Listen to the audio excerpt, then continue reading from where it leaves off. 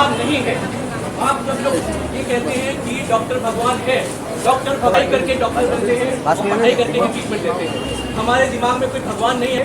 सबसे बड़ी डिमांड हमारी यही है, ये सरकार से कोई डिमांड नहीं, ये किसी एक आम आदमी से, किसी एक पर्सन से वाली उम्मीदें ना की जाए। हमें डॉक्टर की तरह ही ट्रीट किया जाए और डॉक्टर की तरह ही हमें सेवा करने का मौका दिया जाए। इससे ज़्यादा हमसे उम्मीद मत रखिए, हम भगवान नहीं हैं। दूसरी नंबर ये कहता है हमारी सरकार है, इसमें आर्ट गार्ड की सुविधा प्रोवाइड की है। इसी प्रकार से हम सुविधा चाहते हैं कि एक मेडिसिन वार्ड एटलीस्ट और एक ये मेन बिल्डिंग ओपीडी वार्ड जो है इनके सामने भी पुलिस आर्म गार्ड्स और पुलिस गार्ड्स दिए हैं। सही उसी प्रकार में मेडिसिन वार्ड के सामने और अपना ये क्या गायनी वार्ड के जो आईपीडी एंट्रेंस है वहाँ पे भी चाहिए। प्लस हम चाहते हैं